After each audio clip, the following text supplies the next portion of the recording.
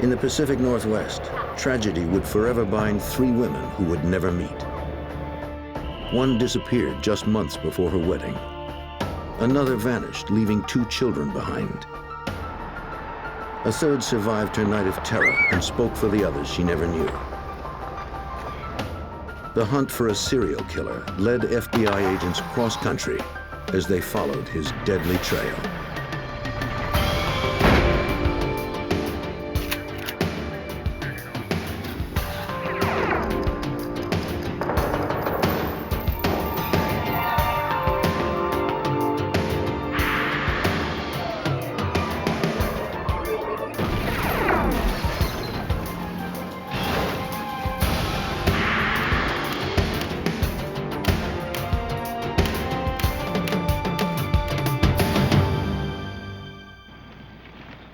The disappearance of young women triggered a search that spanned the Pacific Northwest. Even a massive media campaign failed to locate the drifter who first charmed, then killed them. As investigators followed his trail, he always stayed one step ahead. I'm Jim Kallstrom, former head of the FBI's New York office. In a case that landed on the FBI's 10 most wanted list, agents hoped that the one victim the killer spared would help put him behind bars.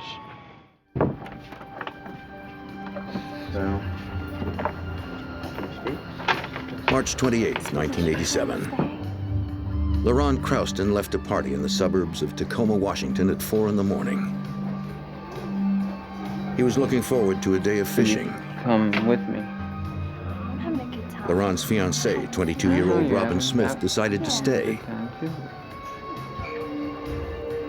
She was having a good time. Robin assured LaRon she'd be fine.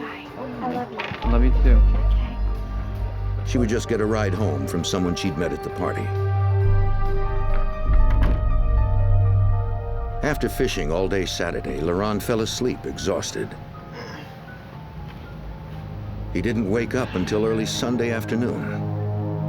Robin! He hadn't seen his fiancée, Robin, since the party 2 days earlier. Robin! Concerned, the young man called Robin's mother.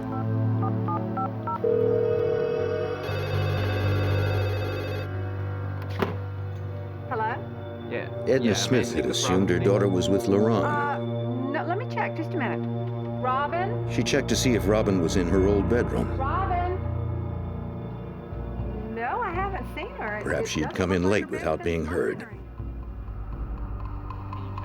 LaRon told Edna not to worry. Okay, I'll be there in a few minutes. Maybe all right? Robin had decided to spend the rest of the weekend at their friend's house.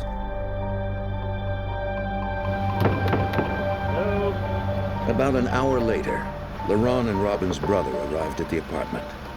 No one there. Yeah. I don't guess they have any choice. With no sign of Robin, her family decided to call police. LaRon joined the Smiths at their house to wait for detectives from the Pierce County Sheriff's Office. They were all worried.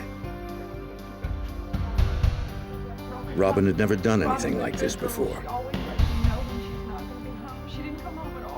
They described Robin as a happy young woman, though quiet.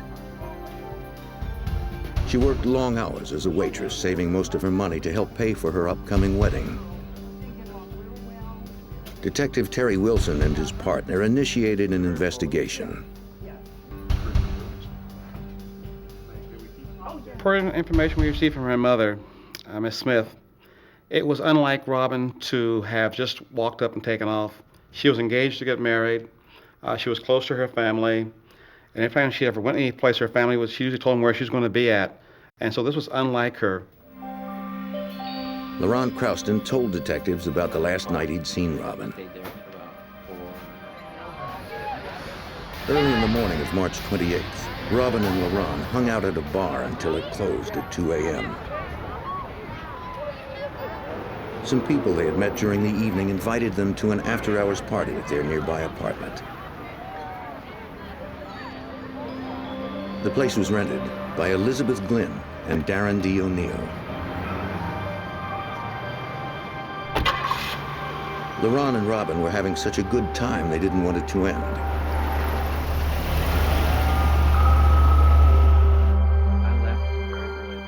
The last place LaRon had seen Robin was at the party. Before you got to the town, what time did you? Detective Wilson went to the duplex where the party had been held.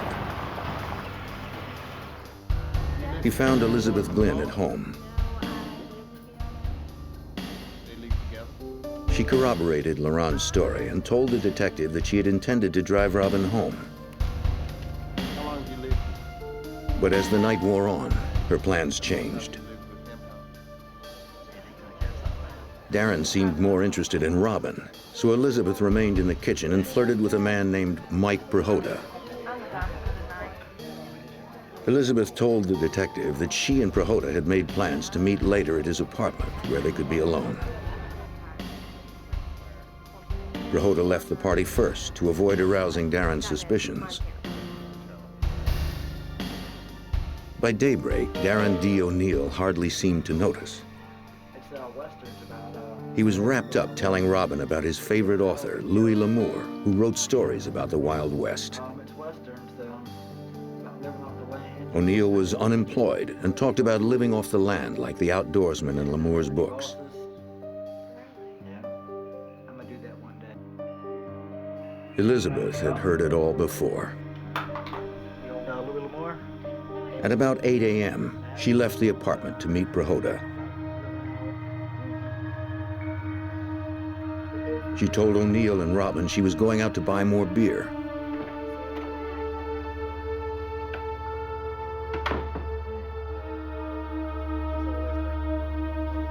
When she returned 24 hours later, O'Neill and Robin were gone. Elizabeth pointed out that she found several items missing from the apartment. In searching the apartment, we found that there was a television that had been pulled out and the television electrical cord had been removed. There was a couple of lamps from his girlfriend had told us that had extension cords on it. These were missing. A lot of his clothes were gone, and she specifically mentioned that there was a blanket that also was missing from the house. Is this yours? In a file box, Wilson also found Social Security cards with several different aliases. They included the unusual name of Zebulon McCranahan. When Detective Wilson told his partner what he'd learned, Detective Walt Stout immediately suspected foul play. Robin was left alone with Darren O'Neill, and something happened at that residence after that. It would be speculation that maybe Darren tried to come on to her physically or sexually. She may have rejected that, or there was something that happened there, and I believe she was probably assaulted in that house. Detective's next question, Dennis Morrison, O'Neill's friend and former employer. Got a few questions for you about. Morrison said O'Neill had worked for him as a carpenter. When's the last time you saw him? It was last night. He asked me for a loan. He said he had seen O'Neill just a few days earlier. It was Saturday afternoon, the day after the all-night party. Running kind of low on cash, man. You ain't got about 30 bucks I can get from you, do you? O'Neill stopped by to ask for traveling money. I had no cash on me at all. He said he was heading east over the Cascade Mountains. Morrison had no cash to give him. O'Neill was about to leave when Morrison realized he could write him a check. He went to O'Neill's car to make the offer. His friend seemed nervous and anxious to leave. Then a movement in the back of the car caught Morrison's eye. It looked like something was pushing against the back seat from inside the trunk. O'Neill told him it was his dog. He put it there to punish it. Before Morrison could say another word, O'Neill pulled away. That's all he said. Haven't heard from him since. Morrison described the car as a tan Chrysler with Montana tags. It was the day after the party. Thank you. Authorities knew they were 3 days behind O'Neill. By now, he could be anywhere.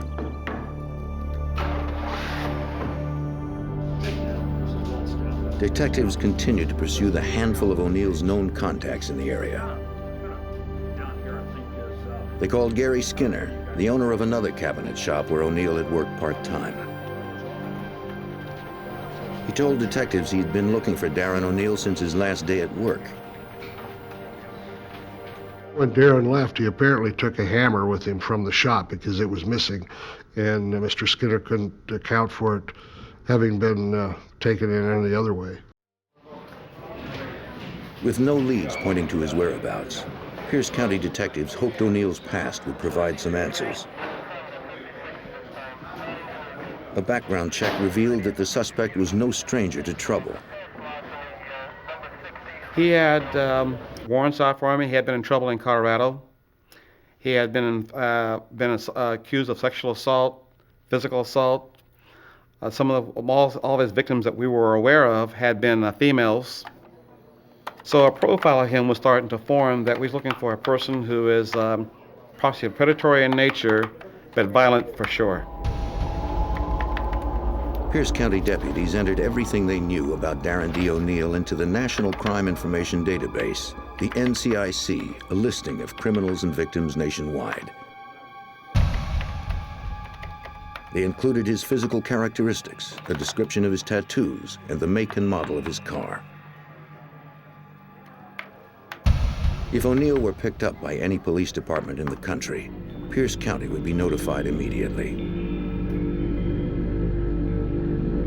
Detectives also helped Robin's family launch a media campaign to locate the missing woman. Robin's picture was posted all over the Tacoma, Washington area, along with O'Neill's. The campaign began to generate leads.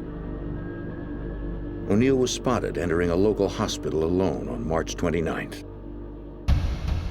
There was no security at the hospital, but the ER nurses were nervous at this man's presence. So they did call a couple of male employees of the hospital, and Darren ultimately left without receiving any treatment for some scratches that were visible. Investigators believed Robin had inflicted the scratches on O'Neill's face when he attacked her. The hospital staff told police that the scruffy man bore a teardrop tattoo at the corner of one eye. The letters J-U-N-E were tattooed across the knuckles of one hand. Detectives learned that June was the name of O'Neill's ex-wife. The media campaign continued to generate leads. A highway flagman had seen O'Neill in his car at 2 different locations on March 30th, 2 days after Robin's disappearance. The first sighting was on a highway construction site east of Tacoma. Construction, just keep it slow. O'Neill was heading south when the flagman waved him through. Keep it slow, sir. He also saw O'Neill a few hours later at a gas station off the same highway. Hang on a second, I want you to take a look at some pictures. He called police when he recognized the man's face from the newspaper.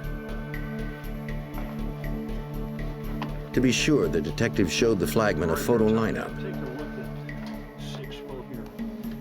See if It included a mugshot of O'Neill alongside 5 others. The flagman picked out O'Neill immediately.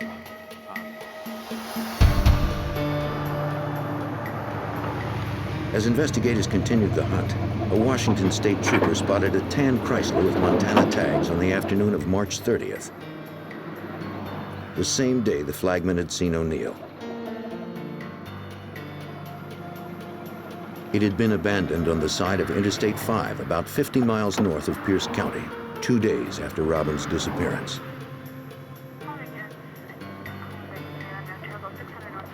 Unaware of the ongoing investigation, the officer found nothing suspicious about the car. He followed proper procedure by calling in the license plate and vehicle description.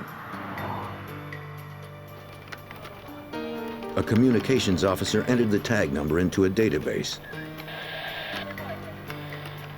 The information should have triggered the NCIC listing on O'Neill and his vehicle. It did not. She had mistakenly typed the abbreviation MO for the state of Missouri instead of MT for Montana. The trooper on Highway 5 was still unaware that this was the very car Darren D. O'Neill had been driving following Robin Smith's disappearance. Investigators' best clue was about to be towed to the impound lot.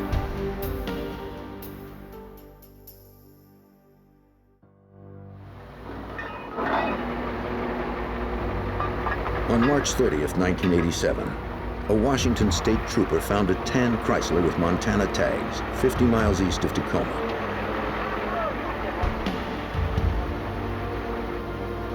Misinformed by his communications officer, the trooper was unaware that Darren D. O'Neill, the man wanted in connection with the disappearance of Robin Smith, had abandoned the car.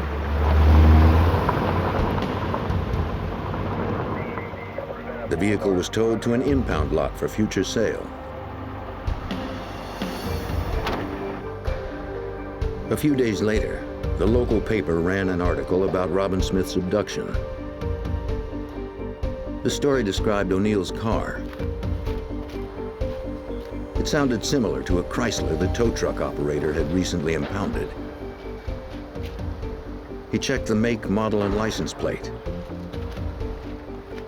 They matched. He quickly notified police. Detectives ran a check of the Chrysler's vehicle ID number.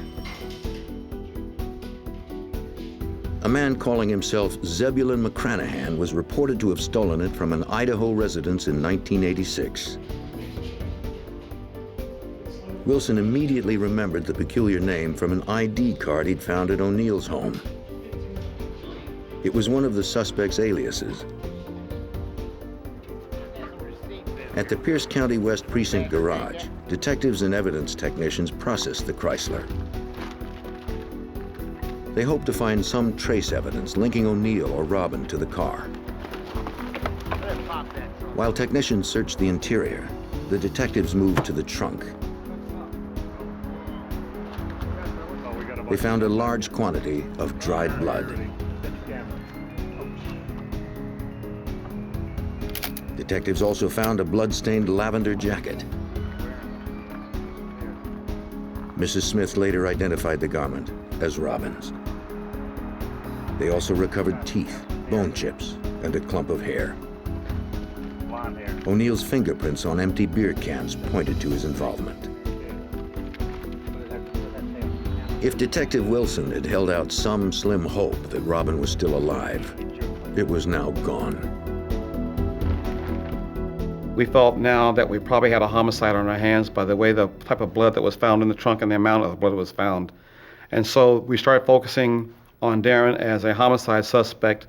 And at this point in time, the whole tone of the investigation started changing. But to charge O'Neill with murder, examiners at the Washington State Forensics Lab first needed to confirm that the hair and bone fragments belonged to Robin Smith. Pierce County sheriffs requested Robin's dental records and blood type sent to the lab. But there was a problem. Robin had not been to the dentist since childhood. She also had never documented her blood type. Since a definitive match with known samples could not be made, murder charges could not be filed. As the hunt for suspected killer Darren D. O'Neill ground to an abrupt halt, 120 miles to the north, Detective Carlotta Jarrett of the Bellingham, Washington Police Department was working on a similar case. Wendy Ohi, a 28-year-old single mother, was reported missing when she failed to pick up her daughter. Wendy had a date the evening of April 24th, 1987. She left her daughter with the child's grandmother. When Wendy failed to return her call, the grandmother drove over to her house to find the little girl's favorite pillow. On Wendy's bed, she found bloodstains and called the police. Detective Jarrett obtained a warrant to search the house. Wendy's car, a red Ford Torino, was missing.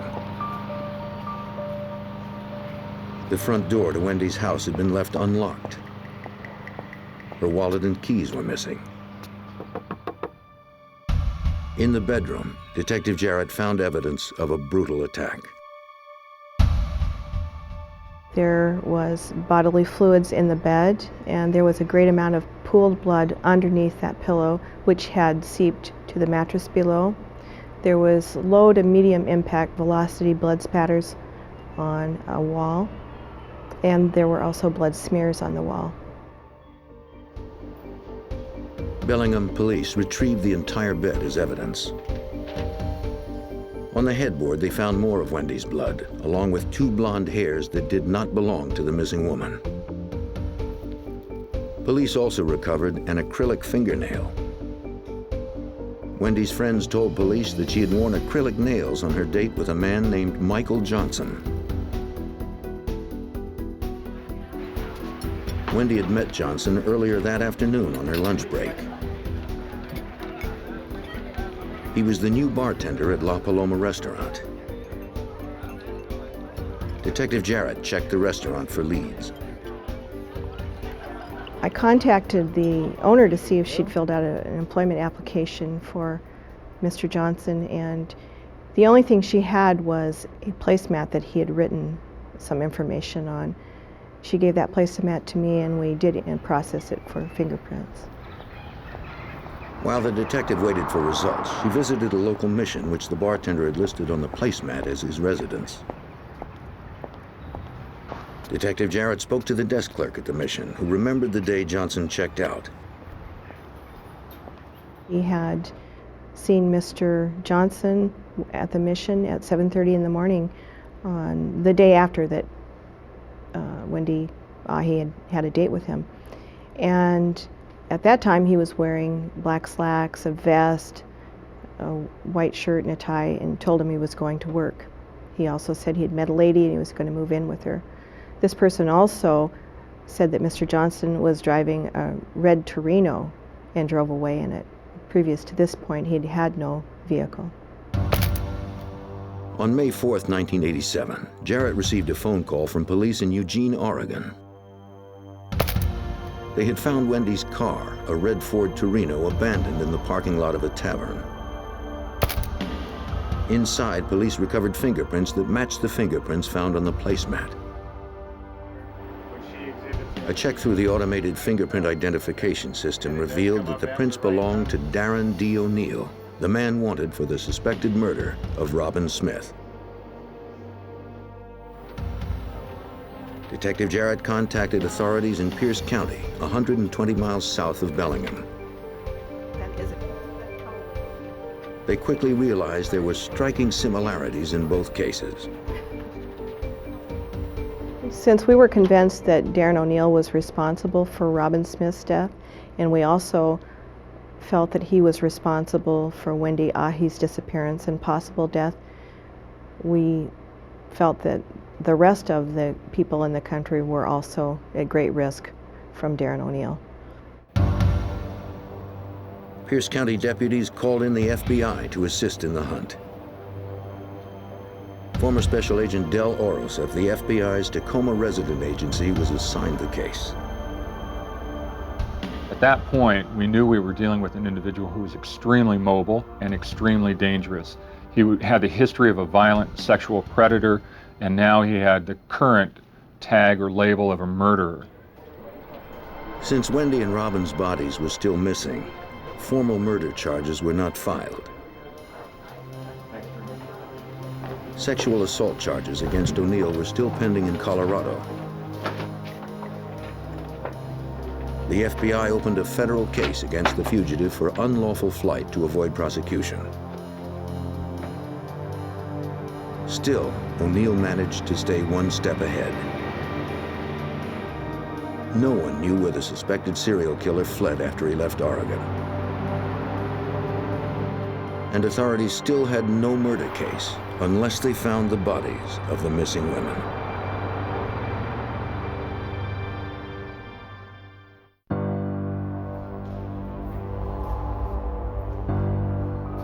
In May 1987, evidence pointed to the brutal slaying of 2 innocent women in Washington state.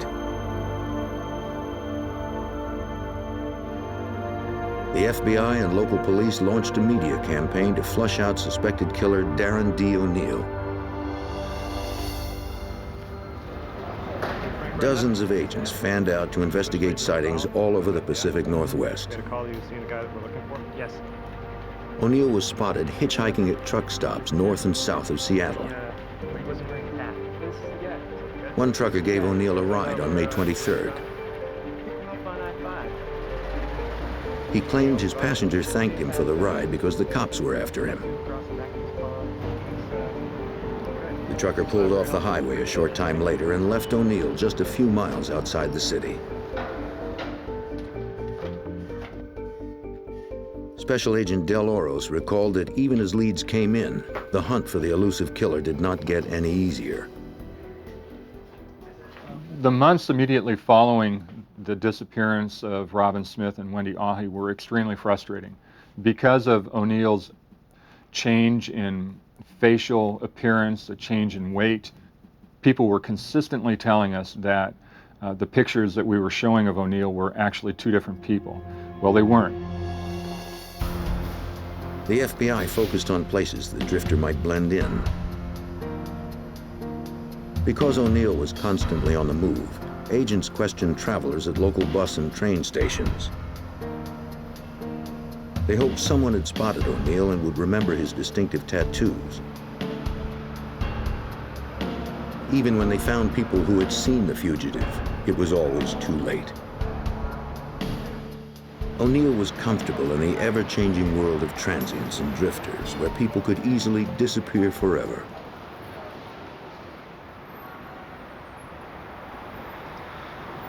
It wasn't as though we were going to find Darren O'Neill at the local Ramada Inn. It forced us to take a hard look at the reality of having to search for him in places where he would blend in very, very easily. By way of example, we looked in bus stops, homeless shelters, day labor camps. He was certainly not anyone who was going to be holding a 9-to-5 job, which really did increase the difficulty in trying to find him as the pursuit went on through the subsequent months. While agents and detectives continued to pursue hundreds of mostly false sightings, detectives were called to the rural area surrounding Crystal Mountain, just east of Washington State's Mount Rainier. Hikers had reported finding what appeared to be human remains. The location was close to where a flagman had seen O'Neill's car about a month earlier, not long after Robin Smith's disappearance. Just inside the wood line, officers spotted a jawbone and a skull. Each item was carefully flagged before it was retrieved. As Stout and Wilson surveyed the crime scene, they wondered whether the remains were Robin's. Investigators also found other bones scattered in the vicinity. Folded clothing was found hidden in the base of a nearby tree. It matched the description of the outfit Robin had worn to the party. They also recovered a wallet. Inside, they found Robin Smith's driver's license. Investigators fanned out to cover a wide area. Their persistence paid off. They found a claw hammer with markings similar to the one reported missing by one of O'Neill's former employers. Detectives also suspected it was the murder weapon. The Pierce County medical examiner agreed. A careful examination of the remains revealed that Robin had probably died as the result of blunt force trauma to the head. Darren D. O'Neill was charged with first-degree murder. Once the remains of Robin Smith were found, we certainly had the confirmation that a murder had occurred. And by virtue of that murder, the Washington federal authorities then issued their own separate and second investigation. They issued another unlawful flight to avoid prosecution warrant for him. The FBI was more determined than ever to get their hands on the man responsible for this heinous crime.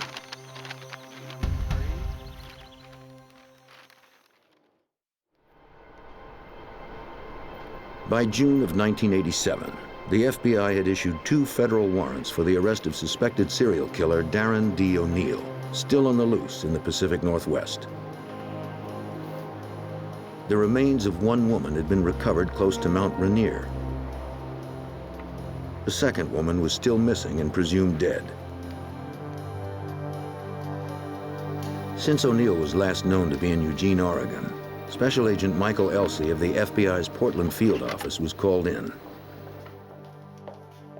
Knowing that he was a sexual predator, I went and checked with the local police agencies with some of their sexual assault cases to see if his MO fit any of, or description or anything fit any of their pending cases.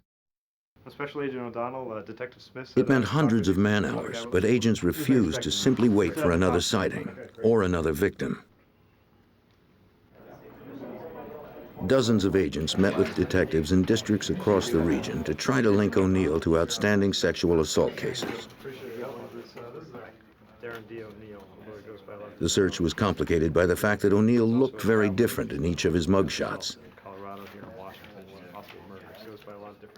Most often, the agents left empty-handed. Frustrated and out of leads, agents continued to wade through hundreds of old case files. With a dangerous predator on the prowl, agents had to exhaust every possibility. An agent met with police detective Bill Carter in Portland. As he had done a dozen times before, the agent compared O'Neill's picture to sketches of sexual predators. One sketch stood out. It bore a strong resemblance to the fugitive. A 14-year-old girl named Heidi Lang had provided the drawing 5 months earlier when she filed rape charges against her unknown attacker. From the police report, her description of the crime sounded eerily similar to O'Neill's other assaults. From looking at the photos of Mr. O'Neill, especially when he had a beard and the glasses, I saw that there was quite a bit of resemblance between the two, and the method and MO were similar as well. Luckily, he did not kill Miss Lang, as he had other subjects. Agent Elsey wanted to speak with Heidi Lang as soon as possible. Detective Carter arranged a meeting between the young girl and the FBI. With her mother by her side, she told the story from the beginning. At around midnight on January 17, 1987, 2 months before Robin Smith disappeared, Heidi broke her mother's curfew and walked to the nearby convenience store to get a soda. It was a tough part of town. The young girl had walked it many times before, but never this late at night. As she crossed an overpass leading to the store, a trucker called to her from his parked rig. She ignored him and walked on.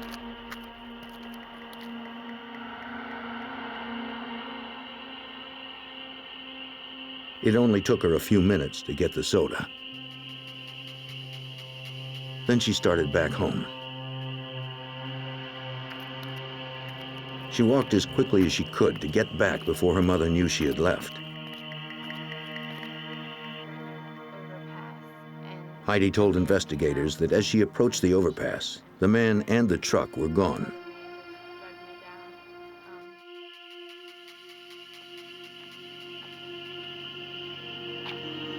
But on the other side of the overpass, the trucker jumped out of the bushes and grabbed her. Get in the truck! Get in the truck! Get in! He forced her down an embankment at knife point and shoved her into his semi parked at the side of the highway. Years later, Heidi recalls that she believed her young life was over. The first thing I noticed is how dangerous he was. I felt that he had every intention of killing me. There was no question in my mind. Get back! He threw her into the sleeper compartment of his truck. She was terrified, with no idea where he might take her or what he might do. He threatened to make me a whore, sell me to pimps. He was gonna cut me open if I tried finding what was going to keep from angering this man. I had to behave like I was just holding conversation with him, and at the same time learn what I could about him. Despite Heidi's best efforts, the trucker climbed into the sleeper compartment and repeatedly raped the 14-year-old for 4 hours. And he did not like to think of you as a woman. That brought him to violence. I had to keep him talking, mostly to keep his mind off other things.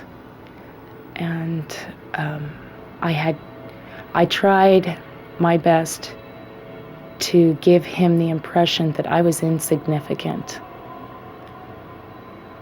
And I was just there to be there with him. And it wouldn't mean anything if he let me go.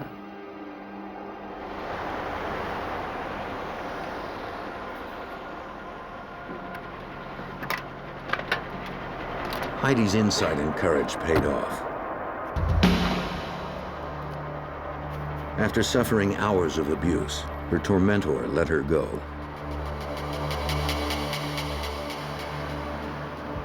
She ran until she reached a truck stop. She asked an employee for a ride home.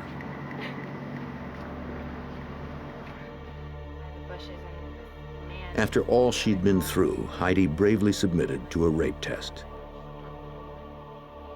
This provided investigators with samples of the rapist's semen, though no match could be made until the suspect was in custody. When Heidi finished her story, Detective Carter showed her a number of photos of O'Neill and some similar-looking men. It was amazing that he was in it, and I did see him, and I picked him out. I really did not expect to see him in them. I hadn't really heard anything since I had given the sketch.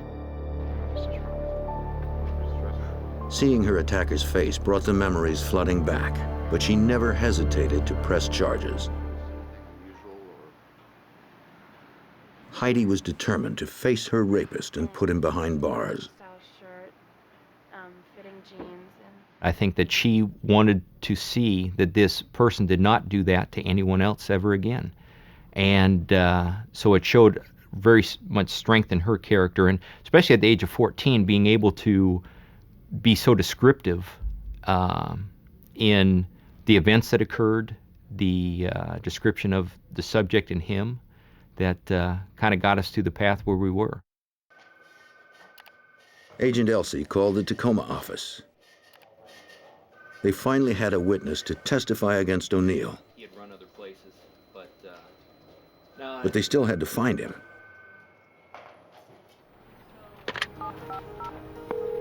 Agent Del Oros called FBI headquarters in Washington, D.C. to request additional assistance.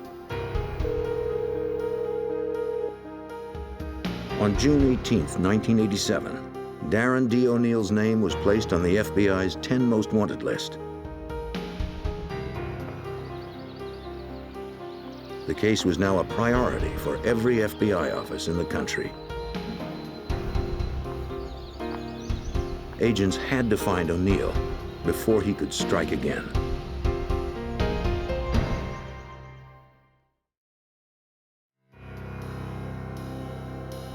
In June of 1987, suspected serial killer Darren D. O'Neill was added to the FBI's 10 most wanted list.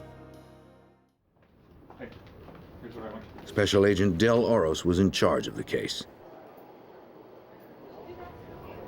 He convinced the FBI's Fugitive Publicity Unit in Washington, D.C. that Darren D. O'Neill fit the list's criteria. The Bureau's determination as to who goes on to the top 10 wanted list is a function of a lot of different factors. Primarily, it's the protection of the community. Secondarily, it has to do with the ability of those individuals to be mobile, to transport themselves across interstate lines, so effectively going from state to state. With nationwide publicity, the manhunt for O'Neill was relentless. Countless sightings were reported in several states. O'Neill was most often spotted in bars and taverns in the Northwest. Looking for a guy may have been seen around here. Investigators followed up on dozens of leads, only to find witnesses with vague descriptions of the fugitive. Nobody knew of his whereabouts. Anything noticeable about his appearance? Agents were left with little to go on. Okay, thank you very much.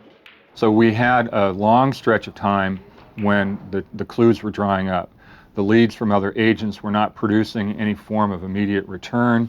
We were going back and to the same people, consistently re-interviewing the family, friends.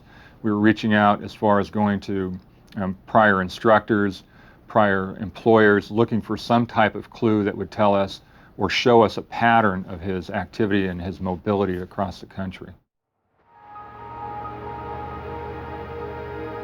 7 months later, on February 3rd, 1988, agents discovered that O'Neill had made his way to Lakeland, Florida. He was spotted by a Lakeland police officer conducting what appeared to be a drug deal. Got some good stuff. You got the money? The officer was unaware that O'Neill was wanted for murder.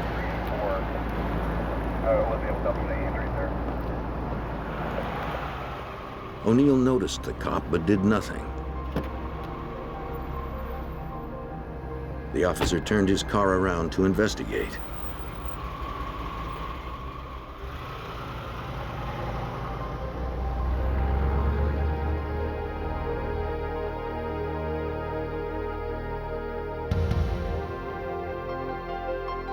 When the cruiser pulled past the stopped car, O'Neill pulled up and asked for directions, pretending he was lost. The officer asked him to pull over. Instead, O'Neill took off.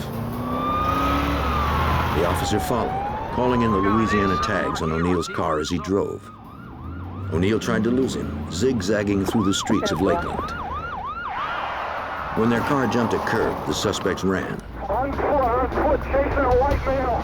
The officer pursued on foot and eventually caught them all. Your car, where you at in your car?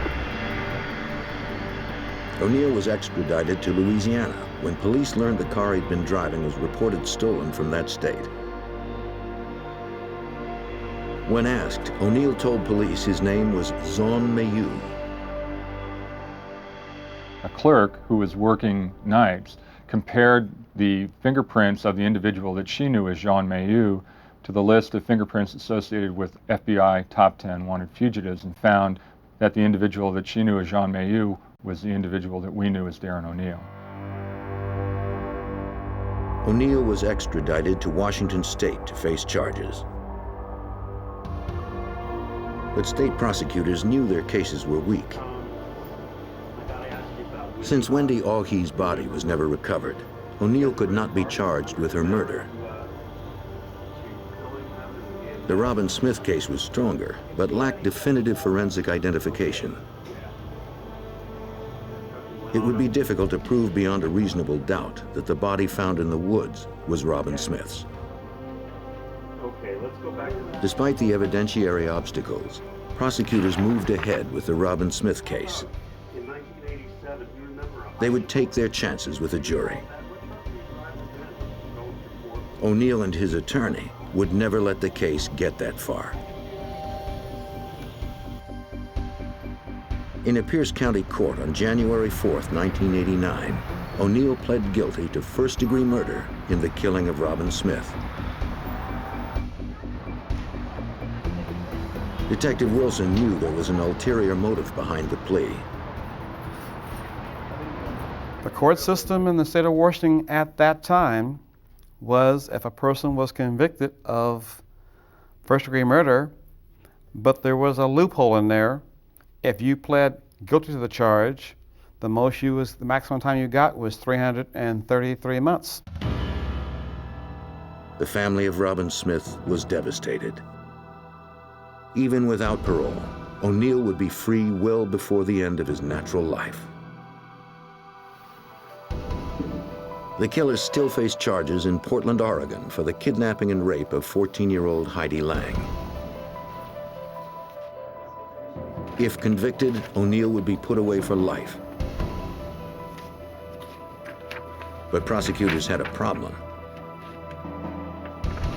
Deputy District Attorney Charles Sparks recalls that the rape kit Heidi had provided at the time of her assault would not be admissible for a comparison with O'Neill.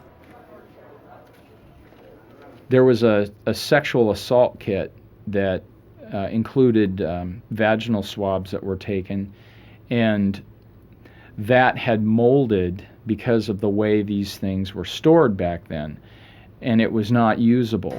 And DNA evidence would have been very helpful, but we just didn't have it. On May 16, 1990, as O'Neill's trial began, prosecutors knew their only chance was to put Heidi on the witness stand to face her attacker.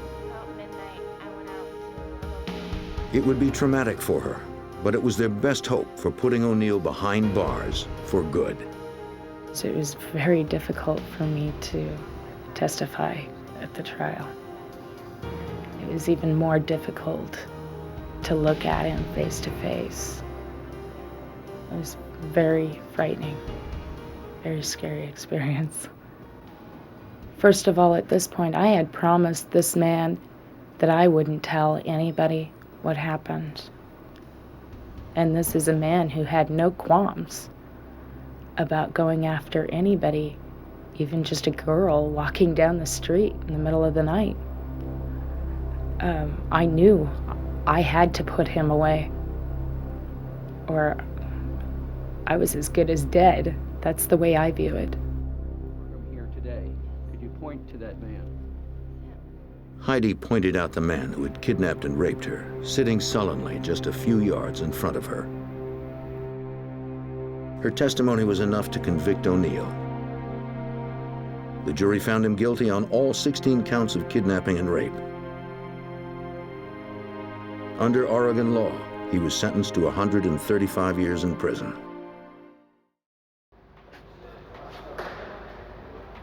Darren D. O'Neill is serving his first sentence of 27 years at a Washington State penitentiary. He will then be transferred to Oregon to spend the rest of his life behind bars. Once he was convicted, I was able to put a lot of this in the past. I was able to put it away. And that was most important to me. That's the most, I don't think I would have ever gotten over this if we hadn't put him away.